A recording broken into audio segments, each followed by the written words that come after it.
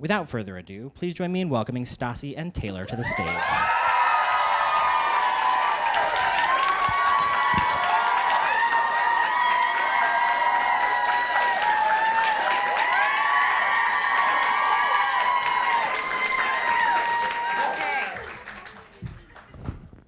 All right. I need to make sure I don't flash my vagina. Welcome, you guys. Thank you for being everyone. here. Hi. Is your microphone working? No, but that's actually okay because I'm so loud that I probably should have a broken microphone. No, we should get your microphone. Anyone's gonna have a broken microphone. It should be me. Test, test, test, test. Okay, that sounds good. Yeah. Does it sound good enough? Yeah. Can you hear me? It does? Okay. Everyone's like, All right. Taylor, you're so fucking loud. Like, we're all okay. I'm saving your ears. You guys, welcome to the Strand. Hey, welcome. Yes. Thank you. For night one of Stassi's book tour for her newest book, You Can't Have It All. I'm so excited about this book, babe. Wait, this is like really special. I know. No, this feels like We're on tour again? we're in history. No, we're in history. Look at this room. No, this is so my aesthetic. legendary. This is This iconic. is my aesthetic. An iconic room for an iconic girly. It's just elegant, I know. vintage. Is this your first time seeing it? The whole Yes. thing? Oh, I walked through it because I Yes. was late. I'm in love. Okay. I was late and you were on time, which means Always. I always make you wait. I'm so sorry. It's okay. Really, though, is it? It's like one of my best personality traits that I am always on time. And you're very patient too. I think people would think that you would get a little uneasy waiting for me, but you've never made me feel bad. Maybe I just like do it behind your back or just like internally. That feels about right. You know? Actually, it doesn't feel right because I read the book today because I was scanning for my name the entire time. And look at all those earmarks. I mentioned a lot. And you love me. I love you. You said that if you were a lesbian, we'd be married. I said soulmates. No, you literally said you would marry me if you were a lesbian. Okay, well, I say that all the time, so then it makes sense. Yes. And my wife's there, so home wrecker. Wait, remember when I came out to you? Are we making this about you right now? I told you I was going to do this. No, I swear, I'm not going to do this. I I promise. gave I her promise. one note. Don't One make it about note you in the back. Today, I was like, please. just like, today is not about you. Of all the days, please. No, it's about you. First of all, you are a New York Times best-selling author 2 times. Yes, major round of applause. Thanks. And don't even look at me, but toy. I mean, I'm feeling really good about this one. She's perfection. Seriously, this is my, I think, favorite book out of all of your books. And that's because really you only read this one. correct. Correct. Okay, but actually this one's my favorite. Okay. Because this one was the most difficult. And to me, this one is like, it's the most nuanced. It's the deepest, but Yep. it's also, it's like if the first one was just like really light. Yes. You know, it's about being a basic bitch and like embracing your authenticity and like the things that make you you and the things that just like bring you joy, like, which is all wonderful, great things. Yes. But then if the second one is about coming out of like what felt like for me like a rock bottom moment, that's like pretty serious shit. Yeah, right it was there. heavy. It was amazing, but it was very heavy. This is like a mixture of the two. Yes. You know? And also I've had 2 kids, so just like shit hits different now. You know? Would you say you're not so basic anymore? Oh no, I'm 100% okay. basic. Just wanted to Yeah, clear that sorry. up. Thank God. Thank Yeah. God. You're like basic chic now, I'm though. elevated basic. Elevated basic. Exactly. Elevated basic. It's the best way to be. No, it really, I know you said this Book was the number hardest. 4? Yeah, really. Elevated basic. You said that this book was the hardest one to write. Why was it the hardest one to Okay, write? because it's not an anti-girl boss book. I have to just like say that. Like It's I not. love women who are ambitious, who like go after what they want, who want to support themselves and other people. Oh, I feel that. Oh no, it's okay. It's okay. I totally feel that. Don't feel like you have to leave. Please don't feel like you have to leave. I will talk right through it. Okay? Please. Okay? What was I just saying just though? Oh, the hardest one Why to it was write. so hard? Yes. Okay. So I love girl bosses. However, Yes. okay, I'm over this like girl boss energy that's like you constantly have to be on top of your shit in every category of your life. You have to be giving 100% at every category of your life. Like you have to be wanting more, doing more, being better. Like I'm tired of it. So like I like talk about the anti-girl boss Yes. movement But at the very same time, I was writing a fucking book, which feels so girl bossy. Yeah, And it's so the I was epitome like, of girl bossing, for sure. I would be sitting there, like, writing, trying, staring at the window, and I'm like, I am a hypocrite. I'm like, I literally am stressing myself out to meet a deadline or to like figure this out and make it great. But I'm so stressed and I'm writing about the very thing that I'm actually doing. Right. It was just, so it was a mind fuck 24/7. It was just like in my head. I was constantly calling people just being like, I need someone to help me. I need someone to help me work through these thoughts. Cause like, this is what I'm trying to write about. This is the message that I'm trying to convey. But like the very act of writing a fucking book is girl bossy and it's going against all of that. So that's what made it really hard. Not to make it about me, but you didn't call me. You didn't No. call me about the book. Why? Those just like aren't that. No, I'm you're just- not there for that. That's not. No. You know what I mean? No, again, honestly fair. No, I'm there to No, help you it's with like- the cover. I'm there to help you with the cover. You sent me all the pictures. Yes. But just like, no, it's like, you know, we do like Who'd you call? our monthly, well, you know, shout out to my agent. you Okay, know, fine, Alyssa's here. fine. That's like an actual professional person. That makes sense. You know, I was Yes. just like a lot of panic all Yeah. the time. Well, honey, I don't know if like that's a secret sauce to writing something amazing because this is so fucking good. I'm really, you. really proud of you. Thank you. This is It so- will hurt my feelings Okay. this time if Yes. people don't like it. There, it's I actually, feel like I would have been okay the first two times. Like when I read negative comments, I'm like, I'm good. But But like not this this time. one, I might not be. So like keep them to yourself. I'm telling you, it's so good. This is cliche, but I laughed a lot actually. Girl, you're fucking funny. I know. I cried. And we're going to get to those sections as well. And I don't really want to spoil it because I know a lot of people just got their copies I know, today. like literally no one in here knows what you're talking about. Knows what we're talking about. Spoiler alert. But it's so amazing and I'm really, really proud of you. Thank you. Yeah. So back to me. Okay. No. So I want to talk about the cover. So I helped you for sure, like with this cover, the process. And this is, no, wait, I'm serious. Because did you guys read that article oh my God, now I'm blanking. The Bustle article. Yes. The Bustle article.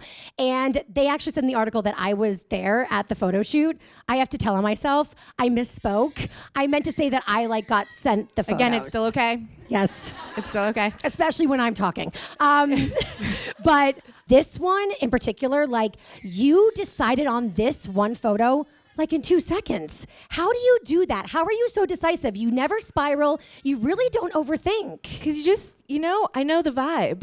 I guess so. That's really what it is. How'd you come up with the concept? Because this is like the bomb cover. It's amazing. Do you know how hard it is to like come up with an idea that's like trying to show people all the different aspects of like No. what we're trying to tackle in terms of like having it all in life? Yes. So it's like, how do we put all the different things on a book cover? You know? Okay, put it on a dress. Put it on a dress. Put it on a dress. Okay, so back to the book. Yes. Okay, you can't have it all. That's not a typo. That's intentional. No, I so know. tell us why you want to write a book about not being able to have it all. Okay, well, so I kind of explained that. With the girl bossing. Earlier yes. about like how I got there. And the only way I know to write or what like motivates me when it comes to like writing a book is to just like write about what I'm like constantly spiraling over or like what is like the theme of my life. And that, especially like after having a kid, I like that's all I kept thinking about. I was on social media all the time, like comparing myself to, which I still do. I still compare myself to everyone on social media. Like, well, why do they get to do this? And why does she look like that? And then she has this many kids and is able to do this. Like, I still do it. I just try and talk myself out of it now. Right. But like, I like was constantly just feeling this and thinking it that I'm like, I need to write about this. And the more I kept writing about it, the more I'm like, this is a thing. And then I Googled it and I was like, lots of people are talking about this. Right. Like, and then I'm like, wait, this ties into like people who are like cottagecore or people who just like, you know, trad wife, which like I missed the trad wife. I had already turned this book in by the time like the trad wife thing happened. But now like, you know, it's just, a lot of us are just like, what's actually the ticket to happiness as a woman? Yep. Like, and it might not be having it all. Like having it all is fucking stressful, or at least trying to have it all. Yes. Do you know anyone who has it all? Let's just take Kim Kardashian, for example. Perfect example. We don't know what's going on in her personal life. Well, sometimes She you do, can't and even go to the grocery store. That's That's so not true. having it all. Well- the grocery store is fun. I mean, let's chillax on the grocery store. I'd give it up fun. to be Kim Kardashian. You know what I mean? Yeah. You know what I mean? Like you just like something's always suffering in your life. Right. So like just like the comparison and like constantly like striving to like more. Fuck it. I could not agree more. Fuck it. You talk about this concept of just being content Yeah. a lot. And Which I like love why is that like such a dirty word? right? It doesn't it sounds filthy. It sounds naughty. It sounds like I shouldn't be saying it. No, I know. Being content is like really joyful. That's actually like the root of all happiness is Yeah. just being content in your No, life. like truly. How do we do it?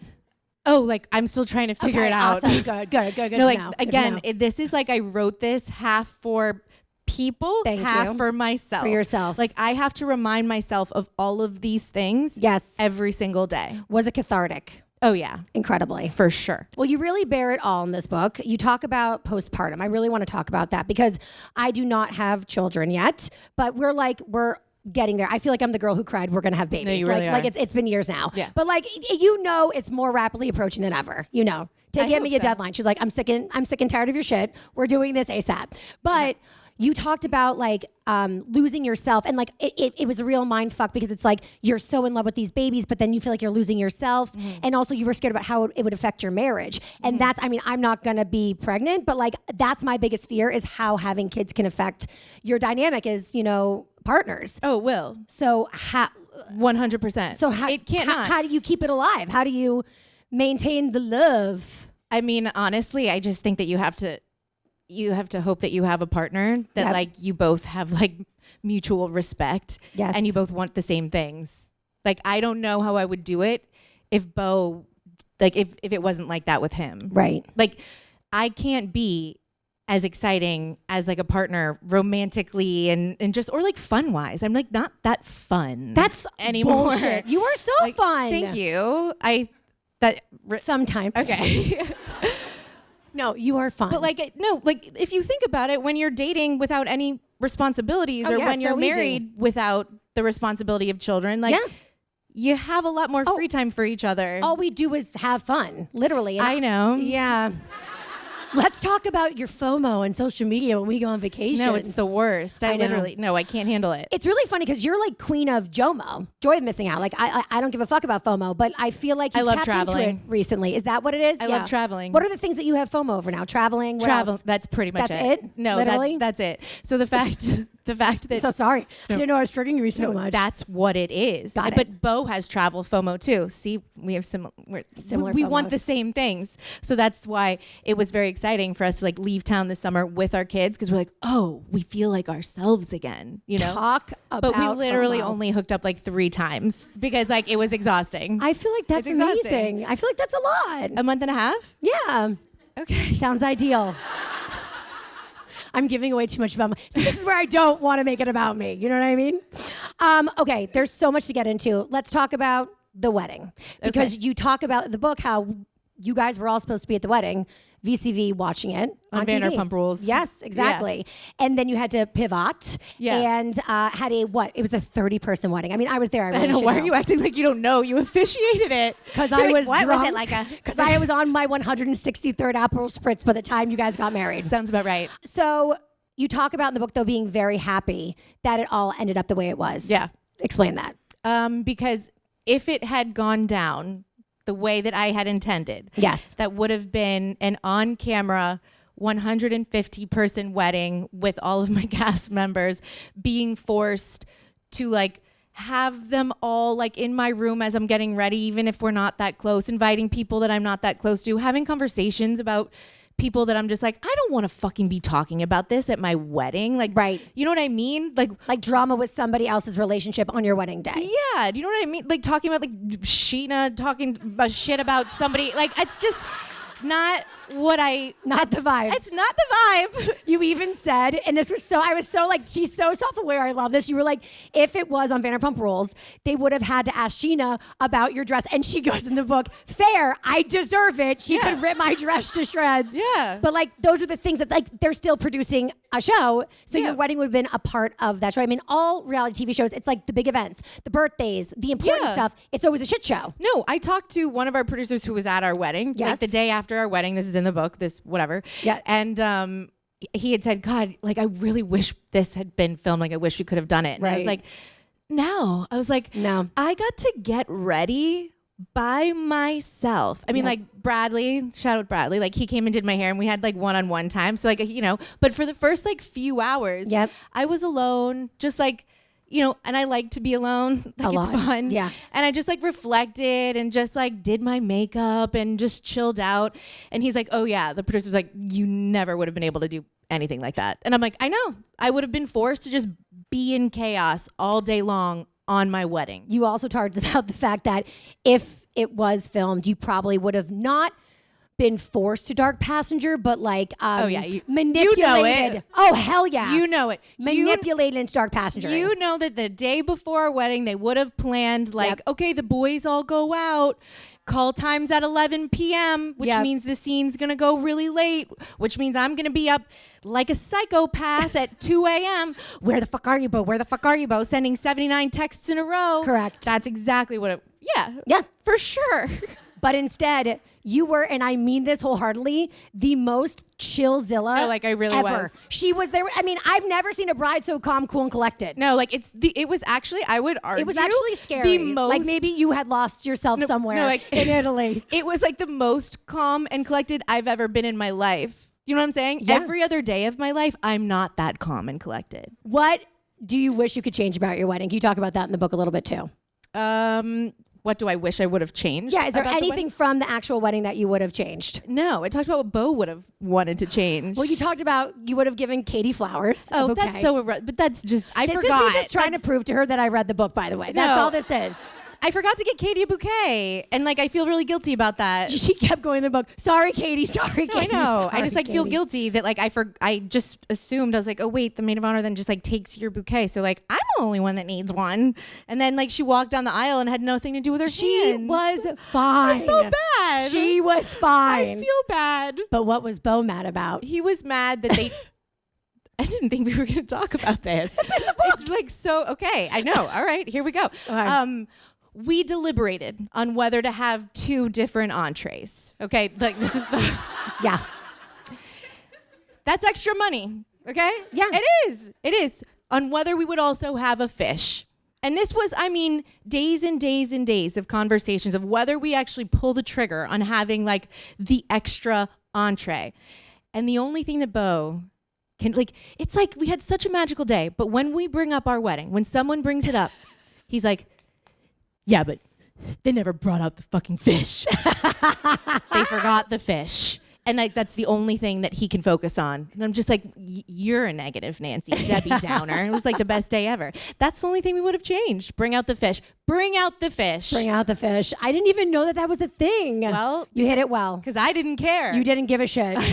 Okay, you also talk a lot about post Vanderpump Rules, post being on reality television, how you started to like realize things about yourself and the growth that happened afterwards. Yeah. And how I believe there was a quote recently in an interview about like that like being a psychopath is rewarded and you know it's like bad for your mental health, but there was a part of you that like loved it. It wasn't the psychopath of it all that I loved. Okay.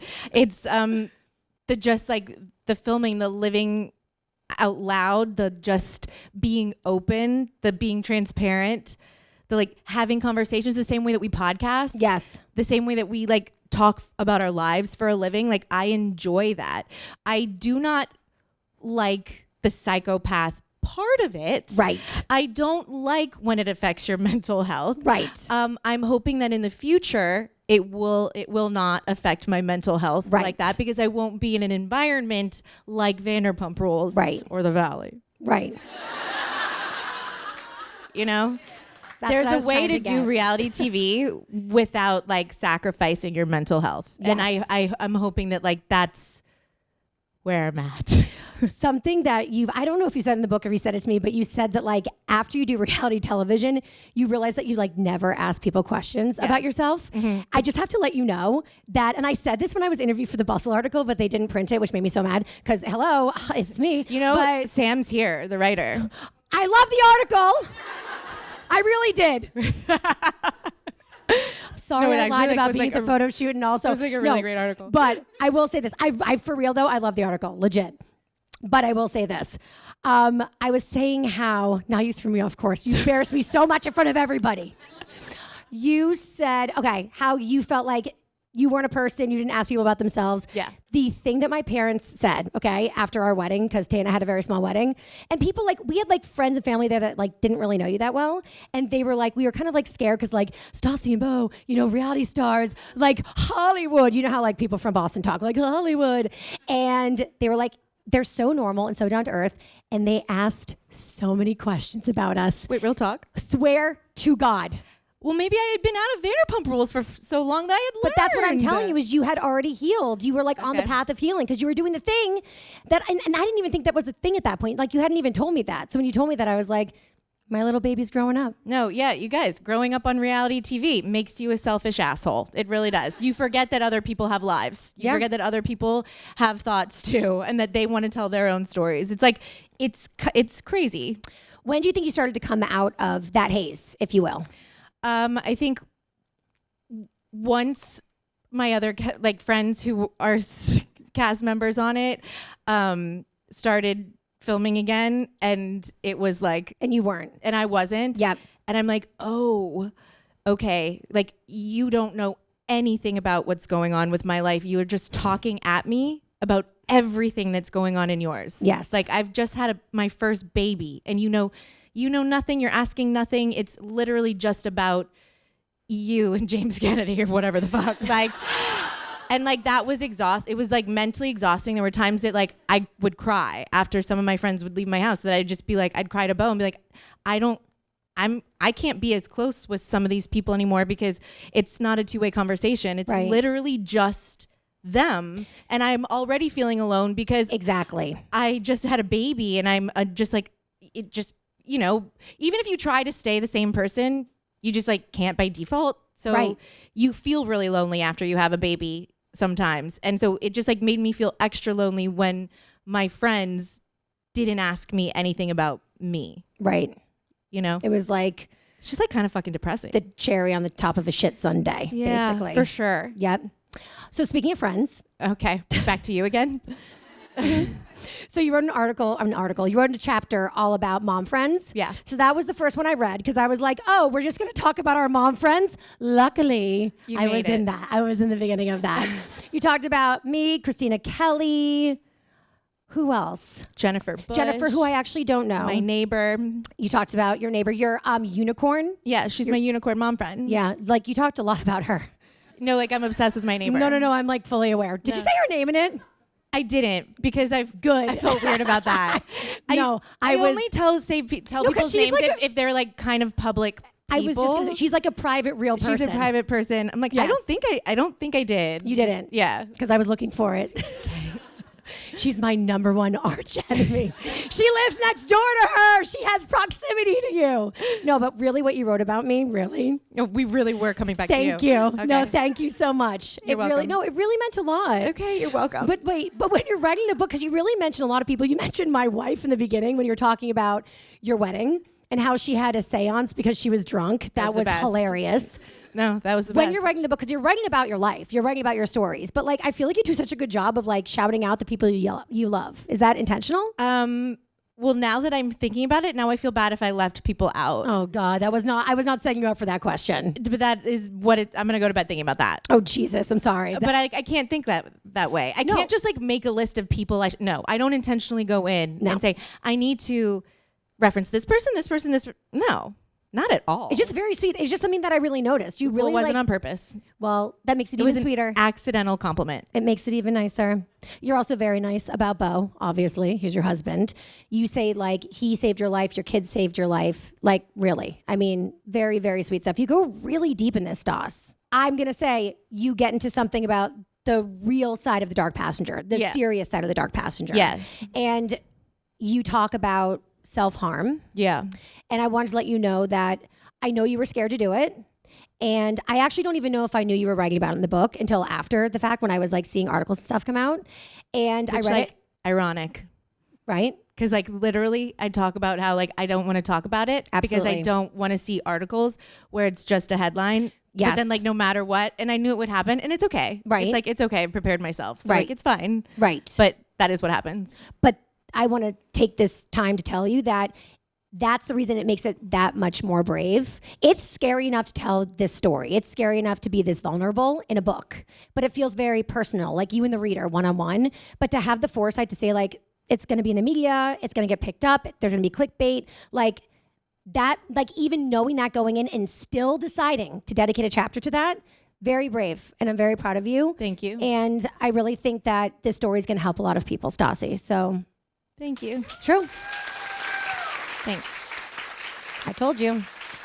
I also want to talk about you. I feel like you coined a lot of terms in this book. Okay. So what you talked about was girl failures. Oh, this is my favorite. I love this. Let's end on girl failure. Yeah, this is my favorite. Explain. Okay, well, there's not like one definition for it. It's just like girl failures. I just feel like the word failure is so scary. Yes. But like technically when you think about it, failure is like where you go from there anywhere. Yeah. It's like you can then be anything you want to be. You can start something new. You could go do something. Like you can go anywhere, move anywhere. It's like when you fail, you have the opportunity to just like, I don't know, be anything that you want to be. Be the best version of yourself. I don't know, be the worst version of yourself. It doesn't fucking matter. But like when you're on top, you kind of don't want to change because you don't want to like fuck with being on top. Right. You don't want to like rock the boat because things are going so well. Right. But when you fail, you're like, oh, well, shit.